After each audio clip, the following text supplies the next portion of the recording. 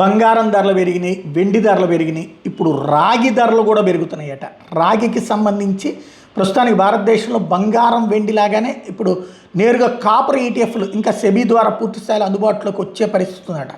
మన దగ్గర ఎక్కువగా కమోడిటీ డెరివేటివ్ ఫ్యూచర్స్ ద్వారానే రాగిని ట్రేడ్ చేస్తుంటారు. అయితే ఇన్వెస్టర్లు ఏమో రాగి మైనింగ్ చేసే కంపెనీల షేర్లు, ఉదాహరణకి హిందుస్థాన్ కాపర్, వేదాంత ఇన్వెస్ట్ చేయడం ద్వారా పరోక్షంగా రాగి ధరల పెరుగుదల లాభాన్ని ఇప్పటికే పబ్లిక్ పొందుతున్నారు. అమెరికా వంటి అంతర్జాతీయ మార్కెట్లో మాత్రం రాగికి ప్రత్యేకమైనటువంటి ఈటీఎఫ్లు ఉన్నాయి. ప్రపంచవ్యాప్తంగా ఇన్వెస్టర్లు వీటిని ఎక్కువగా కొంటూ ఉన్నారు. ఇప్పుడు కొత్తగా రాగికి సంబంధించి విస్తృతమైనటువంటి ప్రచారం జరుగుతోంది. దాంతో భారతదేశంలో రాగిని కొనే వాళ్ళ సంఖ్య ఎక్కువైపోయిందట. గత ఏడాది కాలంగా బంగారం సుమారుగా 25 నుంచి 30% పెరిగితే రాగి ఏకంగా 60% పెరిగింది. తక్కువ పెట్టుబడితో ఎక్కువ శాతం లాభం వస్తుండడంతో ఇన్వెస్టర్లు దీని మీద దృష్టి పెడుతున్నారట. బంగారం అనేది ఒక సురక్షిత ఆస్తి అయితే రాగి ఒక గ్రోత్ అసెట్ అంటూ ప్రపంచం మొత్తం పెట్రోల్ కార్ల నుండి ఎలక్ట్రిక్ కార్లు, ఈవీల దాకా, బొగ్గు విద్యుత్ నుండి సోలార్ విద్యుత్ దాకా మారుతున్నటువంటి నేపథ్యంలో ఈ మార్పుకి రాగి ఖచ్చితంగా కావాలి. అంటే రాగికి ఎప్పటికీ డిమాండ్ ఉంటుందనేటువంటి నమ్మకంతో కిలోలు కొనేసి దగ్గర పెట్టుకుంటున్నారట. ప్రపంచవ్యాప్తంగా వేరే వస్తువుల రాగి నిల్వలు కనిష్ట స్థాయికి చేరుకోవడం, భవిష్యత్తులో ధరలు ఇంకా పెరుగుతాయనే అంచనాలతో చాలా కంపెనీలు రాగి నిల్వ చేసుకుంటాయి.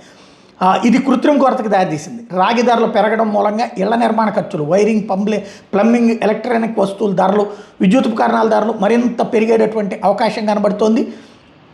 దీన్ని ఇప్పుడు రెడ్ గోల్డ్ అని పిలవడం ప్రారంభించారనమాట. అది అత్యంత కీలకమైంది. ప్రపంచవ్యాప్తంగా రాగి గనులైన చిలీ, పెరు, ఇండోనేషియాలో కార్మికులు సమ్మెలు చేస్తుండడం, భూకంపాలు, బురద ప్రవాహాల కారణంగా నాణ్యత తగ్గి ప్రస్తుతం పాత గనుల నుండి వస్తున్న రాగి నాణ్యత తగ్గిపోవడంతో శుద్ధి ప్రక్రియ ఖరీదైనదిగా మారిపోయింది. చైనా నుండి వచ్చే శుద్ధి చేసిన రాగి మీద అమెరికా విధించిన భారీ ట్యాక్సుల మూలంగా అనిశ్చితి కూడా ఏర్పడి ధరలు పెరిగినాయి. ఉక్రెయిన్, పశ్చిమాసియాలో జరుగుతున్న యుద్ధాల మూలంగా కూడా అంతర్జాతీయ రవాణా ఇంపాక్ట్ కూడా రాగికి పెద్ద సమస్య వచ్చి పడింది. వాస్తవానికి ఎలక్ట్రిక్ వాహనాలు ఒక సాధారణ పెట్రోల్ కారు కంటే ఎలక్ట్రిక్ కార్ తయారీలు దాదాపు 4 రెట్లు ఎక్కువ రాగి వాడుతుంటారు. ఏ డేటా సెంటర్లు, సూపర్ కంప్యూటర్ నిర్వహణకు కూడా రాగి కేబుల్స్ అవసరం. సోలార్ ప్యానెళ్లు, విండ్ టర్బైన్ల తయారీలో కూడా రాగి కీలక పాత్ర పోషిస్తుంది. దీంతో లాస్ట్ ఇయర్లో జనవరి 2025లో ఎంసీఎక్స్లో మార్కెట్ కిలో రాగి ధర 793 రూపాయలు ఉంటే జనవరి 2026 నాటికి అది కేవలం ఏకంగా 1300 దాటిపోయింది. అంటే 62 నుంచి 67% పెరిగింది. ప్రస్తుతం ధర ఫిబ్రవరి 2026 నాటికి భారత్లో కిలో రాగి ధర 1180 రూపాయల నుండి 1300 మధ్య ట్రేడ్ అవుతుంది.